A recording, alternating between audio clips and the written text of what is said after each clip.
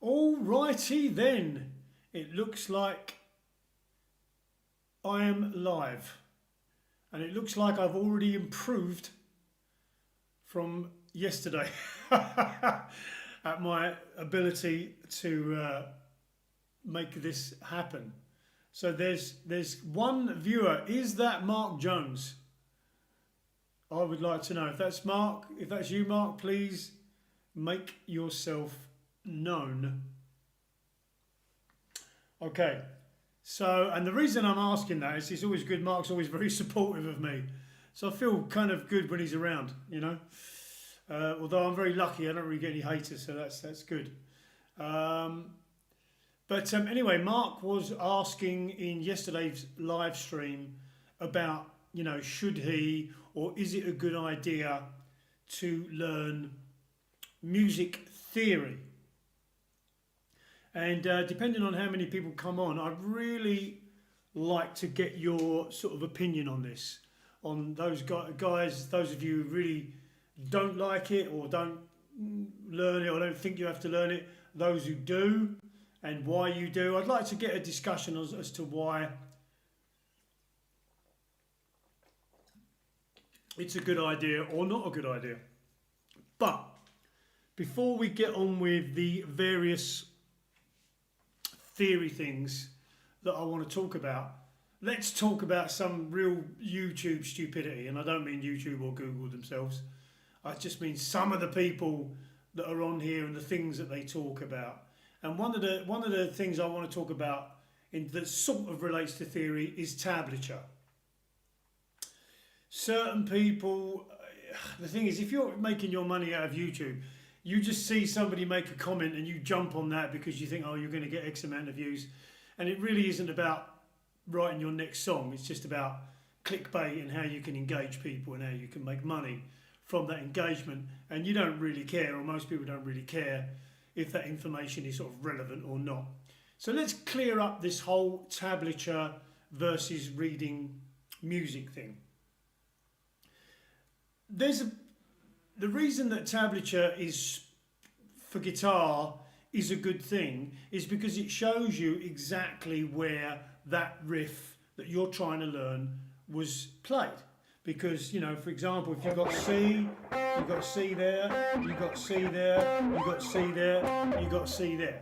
So if you want to learn, if you're learning a riff and you want to learn it exactly like the person, reading music's not going to help you because it's just going to give you C, okay, in that position on the stave, and it's not going to tell you which fret it was played on, which is not necessarily relevant when you're doing a session or doing a show, like I used to do a lot of shows, but it is relevant if you want to learn it exactly the same. One of the classic examples of that, and I don't know both versions so I won't do it, is Enter Sandman. A lot of people play it down here and a lot of people play it here. We now know it's played here, and if you're going to write it out in tab and you want to learn it exactly the same.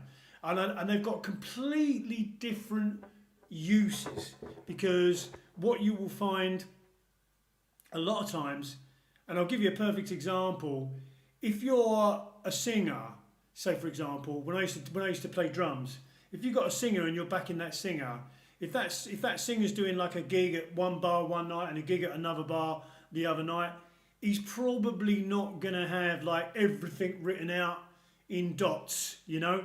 If he's going to do a song, I don't know, Stand By Me, which I believe is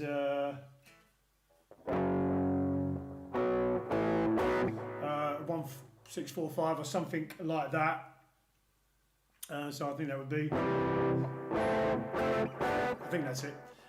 You're probably not going to write out a load of notes and a load of this and a load of that. You're probably going to write out the chords, and then if there's any stops or rhythmic things, you know, you're going to put them down, and you're going to make that as simple as you possibly can.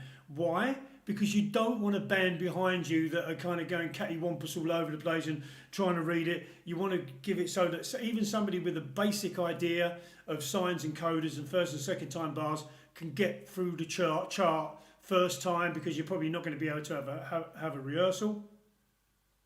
And so there's that type of reading. Then you've got very, very specific reading, Okay, where say for example you might do a West End show. Now I can assure you that the stories that you hear about people going in and kind of like, hey man, he played it first take, it doesn't happen like that. Normally if it's a West End show, if you're going to be depping for somebody, standing in for somebody, you are going to be, I think you have to go and watch that show 2 or 3 or 4 times. I don't do West End shows, I used to do a lot of touring shows.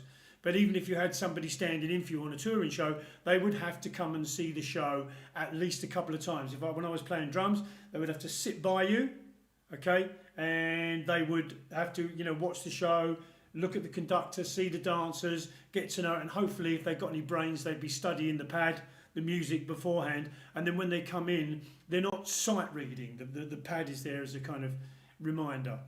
There are people that can sight read very, very well, but if you've got any sense and you've got a tour coming up or a show or whatever, you will get the music, you'll get the pad, and you'll work on it. So I did Jesus Christ Superstar many years ago. I know there's a story about Simon Phillips sight reading that. I could probably believe that. That's not something that I could sight read. But what I did was I sat in my shed at my house and I worked on it, got it down, and then when I went to the show, I didn't have to worry about the conductor. I just already had a good idea on how the pad went, especially how the difficult odd time changes in that show. And with that particular show, it reminded me that we had a depth bass player come in one night, and he was just awful. And in fact, the MD, Lawrence Payne at the time, just told him to stop playing. He just said, stop, just stop. And we actually did the show, I think it was the second half of the show, with no bass, because there's nothing worse than having. And the guy could probably read, but as soon as you get under pressure and you've got a conductor, if you've got your eyes glued to the pad, it's just not going to happen. So in other words, tablature has a very specific use if you want to learn riffs exactly as they were done, assuming the person who is actually transcribing the piece has got it right. So that's why tablature, is good for guitar if you want to learn it exactly how it was done by the original person. And then reading is really good as well. But also, again, what you don't use, you lose. And if you haven't got any jobs that necessarily pertain to reading, then it's unlikely that you're going to be a milkman and then somebody's going to call you to sight read Phantom of the Opera. That is unlikely.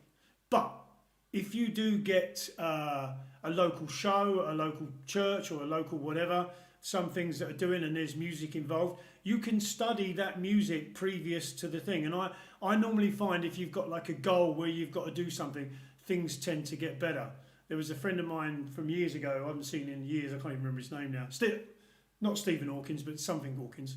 And he was playing in I don't think he was a reader, but he got the opportunity to do the cannon and ball thing. And so he kind of learnt as he went. I'm sure he would disagree and say he was born as Mozart, but I don't think that that's true. But he did, and he did a great job, and he ended up reading guitar because he had a purpose, and that's good. So that the reading thing, again, if you practice for the next 6 months and then you don't get any gigs and then you stop practicing, you are gonna lose what you don't use. You're gonna lose. At least that's my opinion. As far as the theory thing is concerned, whether you like it or not, you're already a part of music theory. And you're probably thinking, no, I'm not.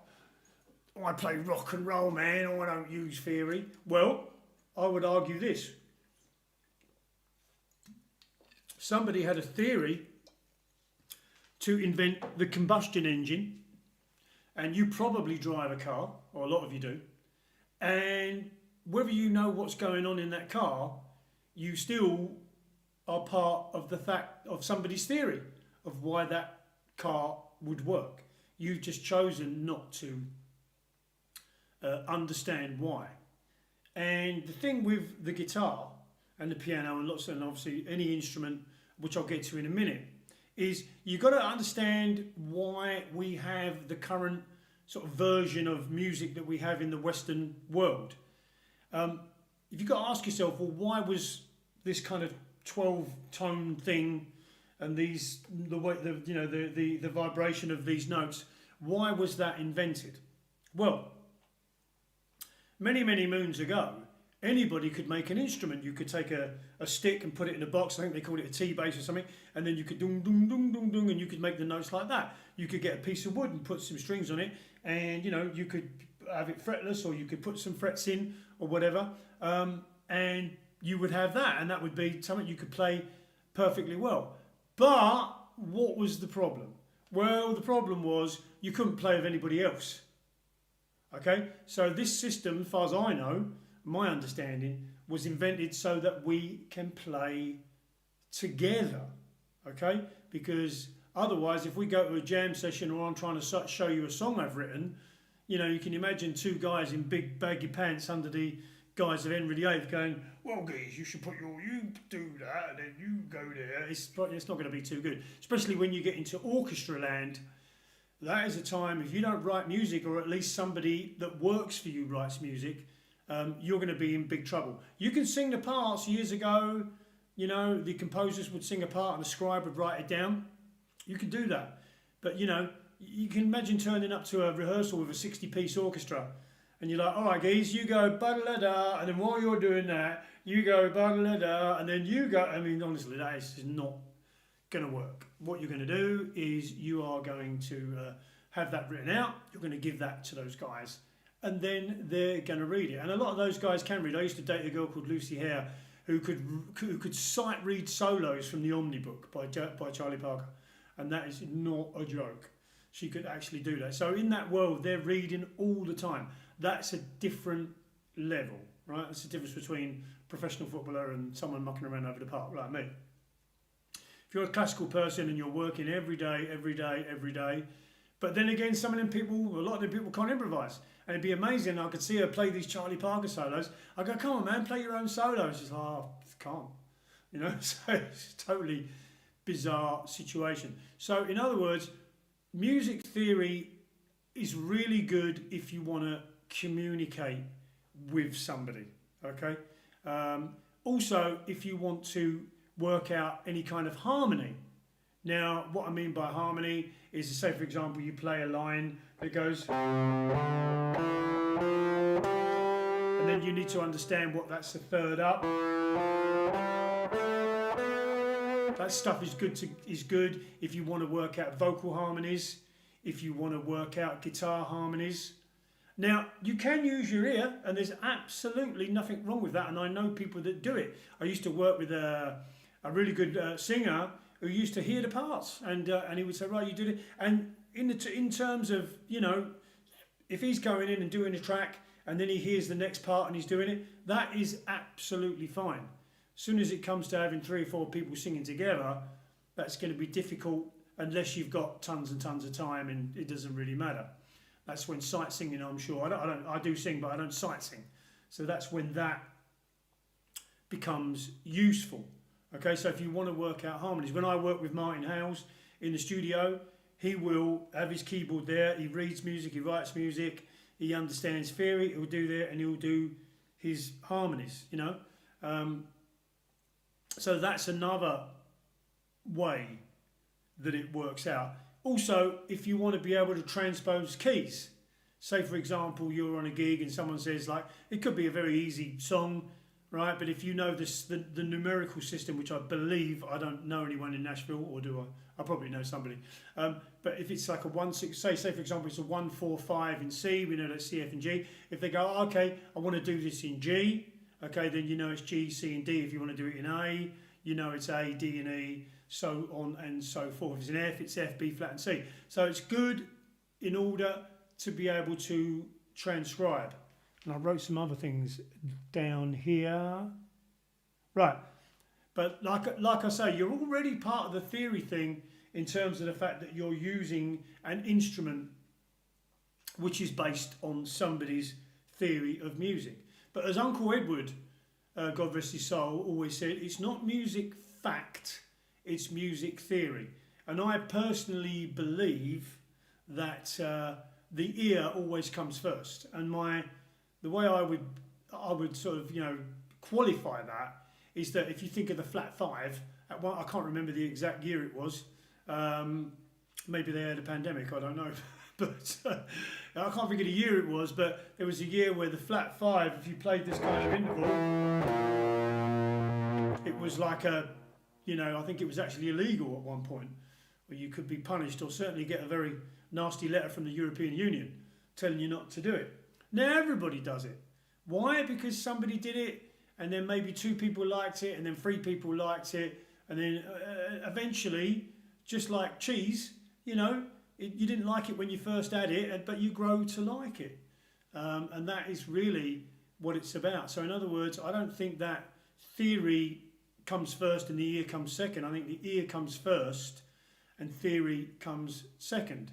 Now, another thing which I think is where music theory is definitely worth learning is composition. Okay? Now, there's a guy on YouTube, he looks like he's 12, but I'm sure he's older than that. And he's got a great YouTube channel, and I think it's called Music Signals or something like that, or Music Signal. You probably know who I'm talking about. And I've actually subscribed to his channel, and he had a real desire to write music, but he was finding it really difficult just out of his head. And so what he did was he went and learned a bunch of theory in how to construct chord progressions and melody lines and what have you. And he writes some really, really good stuff. You know, I enjoy listening to his stuff, and you know, and I like watching his videos. So if you want to compose and you learn a thing called diatonic harmony, that will help you compose. But just remember, as Uncle Edward says, it's not music fact. So in other words, if you hear something in your head and you want to go for it, then you go for it. If it sounds good to you, it is good, and it's as simple as that. And it's always worth experimenting with things. Now, another thing that when people talk about theory doesn't even get mentioned, right? And that is rhythm. Now, that is 1 bajillion %, whatever you want to call it, 100%. Learning your rhythms and your subdivisions is absolutely brilliant, because you can take a very, very simple chord progression, and by adding some rhythm to it, as I've said many times, can really be the difference between whether or not that piece of music is going to work or not. You know, I mean, when you think about, I'll turn the delay off here. That's, you know, the Who. Okay, and just that rhythm alone.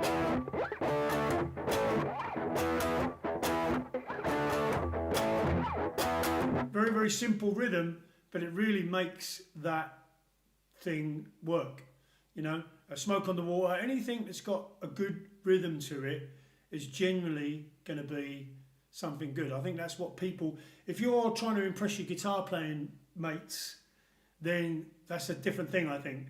But if you are trying to make people dance and you're trying to make people kind of like get into what you're doing, I don't know anybody that I've played in front of who goes, "Hey, excellent harmony." You know, people like, you do a gig, and if people are getting up dancing, then you kind of know you've got something happening. And I actually worked with a guy in Vegas, and it was like, if we didn't play those tunes that made people dance, it got kind of weird, because we could only play certain tunes in the end because we were so fearful that people, you know, wouldn't dance. And if you think about bands like AC/DC, the rhythm is just brilliant. You know, the rhythm of the tunes that they play or that they apply. And, you know, and so as much as you can steal a chord progression or you can steal a melody, you can definitely steal a rhythm. And as me and my good buddy Phil Todd always say, good composers borrow, great composers steal. Okay, so that's a bunch of reasons why I think music theory is worth learning.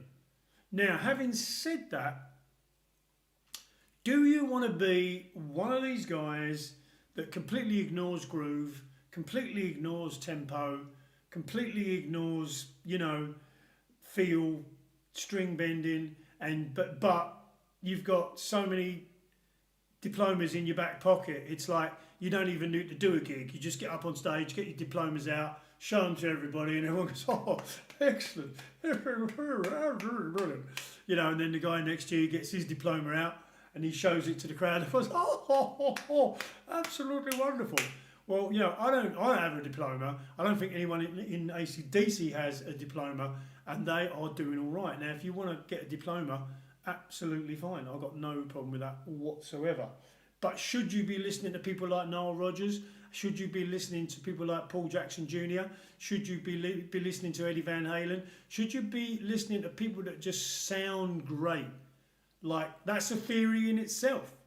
B.B. King, why does he sound so great? Well, how does he get that vibrato? That's another type of theory. Because if you say, well, I think that B.B. King gets a great vibrato because he doesn't press down too hard, because he uses this type of string and he picks in this certain way. That's still a theory. That's your theory of how he does it, right? Same with Eddie Van Halen. If you think, well, when he bends a string, I think he just does this, or he adds the vibrato in this way, that's a theory, because we don't know for sure if that's what he does. We are just theorising as to how he might do it.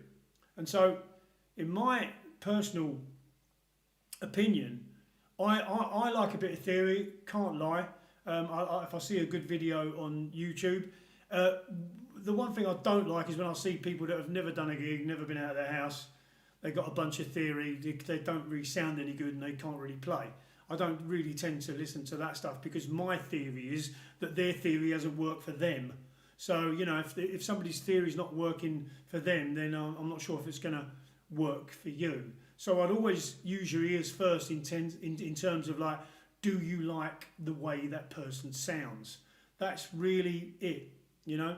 And so I try and split my time probably between trying to get a good sound, that's no one's going to listen to you if you haven't got a good sound, some theory, and theory is like an audition for me. If I see someone says, oh, if you do this chord progression in this way, or if you convert this 1-4-5 and make it this or whatever, if I like the way that sounds, I'll go, oh, okay, that's really cool, I really like that.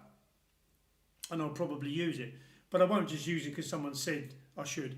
I have a theory within music. Metronomes. Get a metronome, gotta use the metronome. Absolutely brilliant. Every day I'm on that metronome. And I didn't do it for a few years because I thought my timing was pretty good, because I played drums for a long time. And also with drums, I did a lot of studying, and I was sort of like, you know what, I just want to pick up a guitar and be like, and that ended up sort of not happening. But I've got back into the metronome every single day. Metronome, and also just try and check your tuning, make sure you're in tune. Record yourself a lot, listen back, and that's another theory. So they're all theories. It just depends. And I think before I play something, finally, on this, actually I've forgotten what I was going to say now. 1 second, let me just have a quick drink.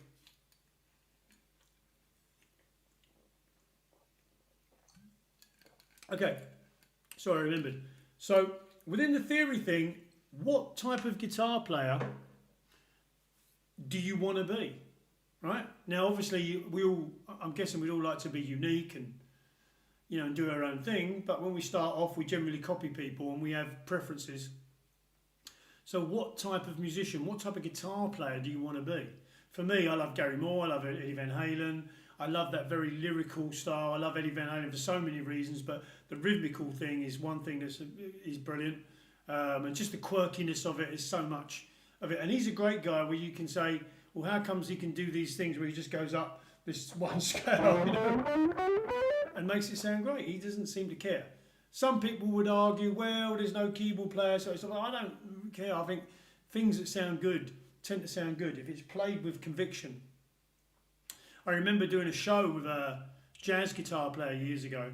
I was playing drums, and he was showing me a couple of things on guitar. And he played this lick, and I was like, oh, wow, you've got to show me that, it's brilliant. And he went, oh, sorry, I played it in the wrong key. And I played the chord behind him, and it was, but it sounded great because he knew how to play. He knew how to play. I'm not suggesting that you go out and play loads of wrong stuff, but there are people that do play stuff that is theoretically wrong that still sounds good. So, you know, don't be a slave to it, is what I would say. But as I was saying, when you know what sort of guitar player you want to be, so like in other words, if you want to if you like the sound that Gary Moore makes, he uses a lot of natural minor scale. And so it would be worth exploring some diatonic harmony and how to, what the major is, what the relative minor is. In C, in the key of C, C is the major.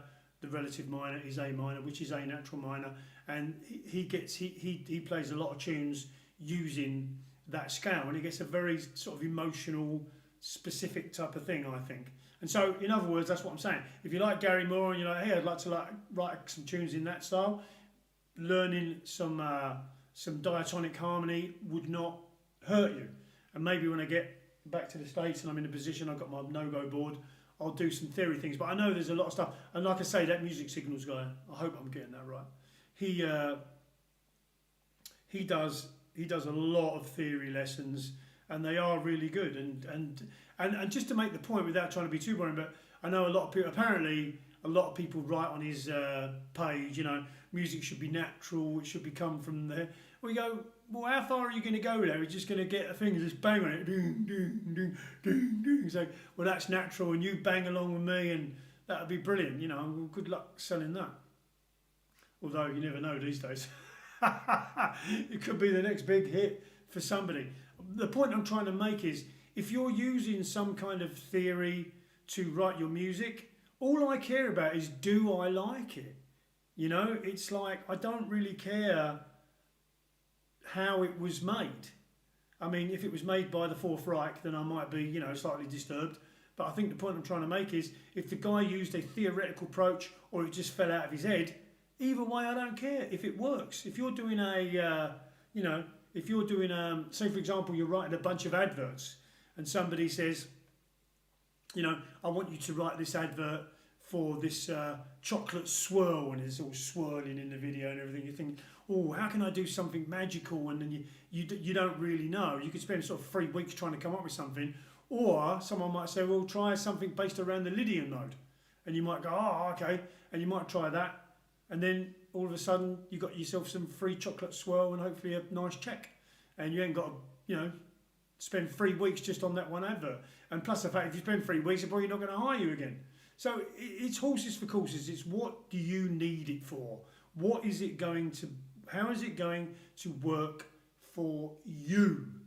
That's really what it's about. Okay, so if there's any questions, let me know. I might do a little bit of playing, and I'm going to show you a lick in a minute, because I think tomorrow I do need to get some more backing tracks, and I do realise that. Tomorrow I'm going to do a thing where you can practice along with me. That's something I'm going to do, and I think I'm going to show you the lick that we're going to be using and we're going to be expanding on, and it's one that you probably all know. But I've been out this afternoon, and so I was warming up this morning. So let me see if I can. What is this one? Okay, I need to be a little bit more warmed up for that. So let's do something a little bit simpler. So it's just a little blues thing.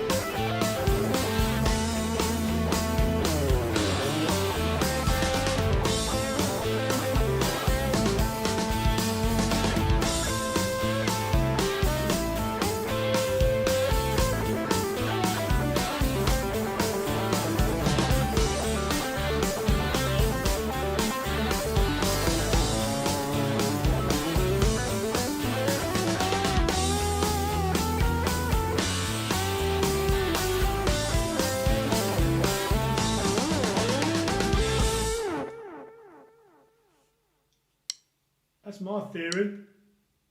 Oh, my nose, every time I play, my nose itches like crazy. I don't know if that's something to do with that, isn't it? Right, so listen, I think that's going to be the end of that. I think we've still got one view. Is that Mark? I do not know. But that's a half an hour stream, and that's probably... Oh, let me just show you this lick that we're going to do tomorrow night. You probably all know this, but what I'm going to try and do is a thing where you guys practice with me. I'll hook up the metronome, we'll do the lick, and then we'll practice it together, and then we'll expand it into other things. And it's a classic Gary Moore lick, but the reason this is a very cool lick is because it really helps if you want to do alternate picking, it's brilliant because there's some alternate picking in there, but there's like a rest as well. So the lick sounds like this.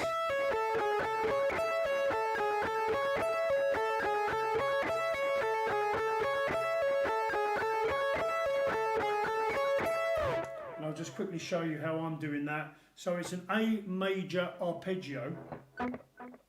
Actually, A major 7. But I'll explain to you why that major 7 doesn't matter in a second. So we're pulling off from 12 to 9 on high E, and then we're going to do a downstroke. So that's a downstroke, and then we're going to do 10 to 9, back to 10, and then an upstroke on 9 high E. Okay.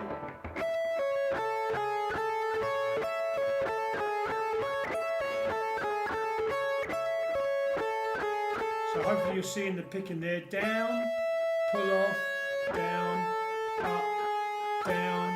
up on the high E, start it again.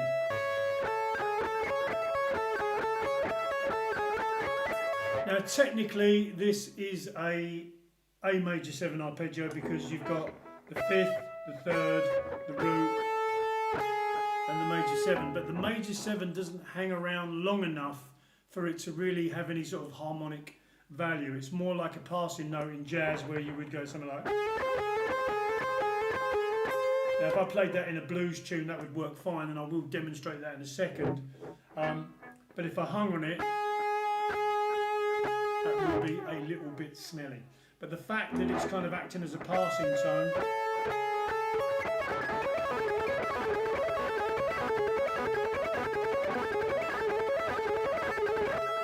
And I'll demonstrate that in that blues, but this is what we're going to be using, this is what we're going to be using, and we're going to expand it into other things, and we're going to actually practice together on this lick, and it's going to improve our timing, it's going to improve our alternate picking, and also it's going to give us something really cool to play over chords. So in other words, if I just play that tune again. So I'm on the A here.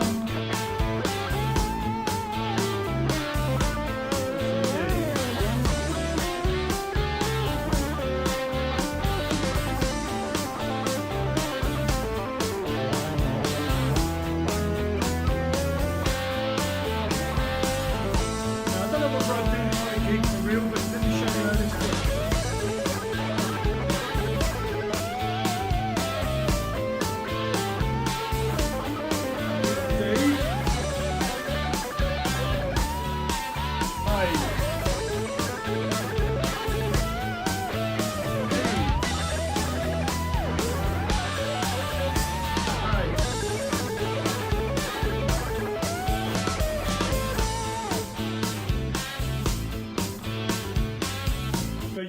Probably hear there that A flat note was not getting in the way in the case of D, and also because I play this lick as a way you can expand it.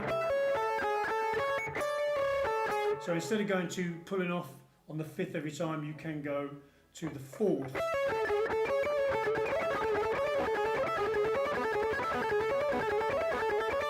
D.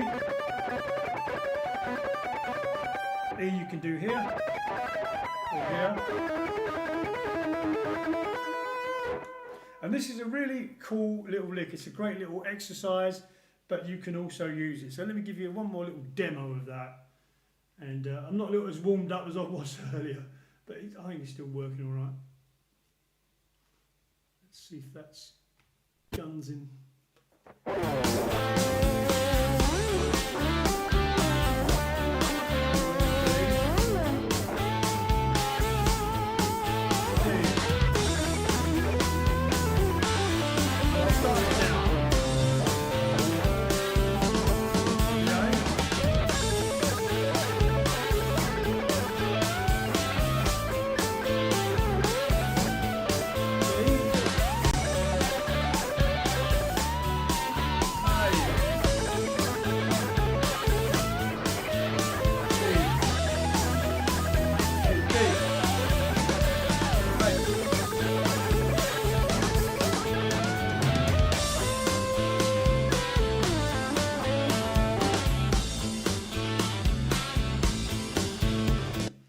Okay, and just to give you a couple of other examples of how we can use this lick and the way that we'll expand it into our practice, is that this makes a very cool pentatonic idea as well.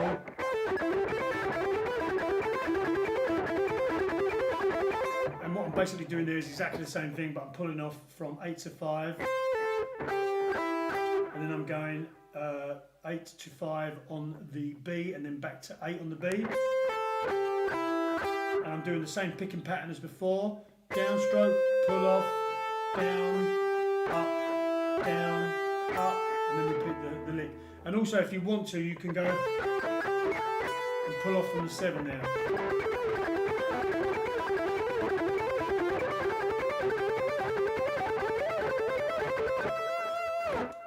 This way you don't have to think about the chords at all. Right? If you stick to that, that will fit over everything. And I'm trying to think, there's a great track by Ozzy Osbourne where Zakk Wylde does a great example of this, but he definitely nicked it from Gary Moore. I'm not saying he wouldn't say he did, and I'm sure all his mates would beat me up if I disagreed with him, but I'm pretty sure he nicked this from Gary Moore and then adapted it to the pentatonic thing. And anywhere that you've got an opportunity to do it, here.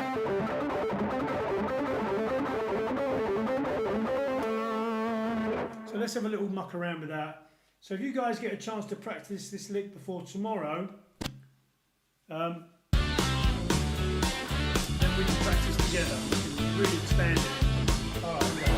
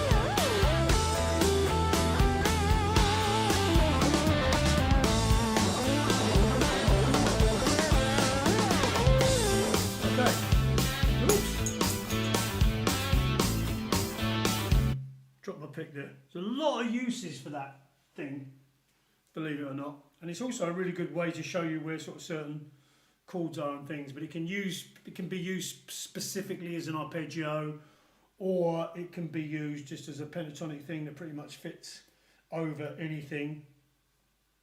And it's great as like a little chromatic thing as well, you know. I don't know if I can do it now, but. So I go from an A there and I finish on an A here. Just a very good.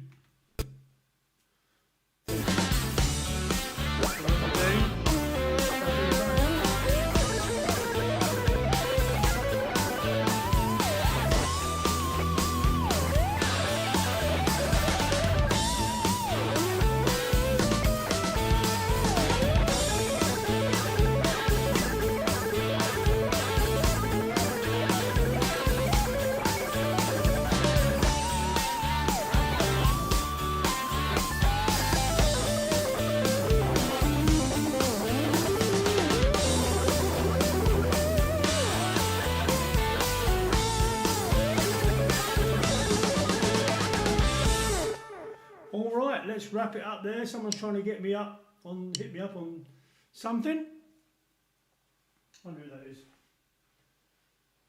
Oh, so what's that message? Okay, I've got a message from someone. All right, guys, let's leave it there. Hope that was helpful. Tomorrow night we'll come back and then we'll get the old metronome going and then we'll practice this. And hopefully we'll have some fun with it and we'll see how we can expand it a little bit more. So thank you for joining me. I think there was 2 concurrent viewers. If anybody wants to drop me just a comment, just to say hey, or if you've got any more questions about anything that we've talked about so far, that would be absolutely icebox. But it doesn't look like anybody is going to. So in that case, I will probably end it there and see you guys tomorrow night. Okay, have a great one. Talk to you soon.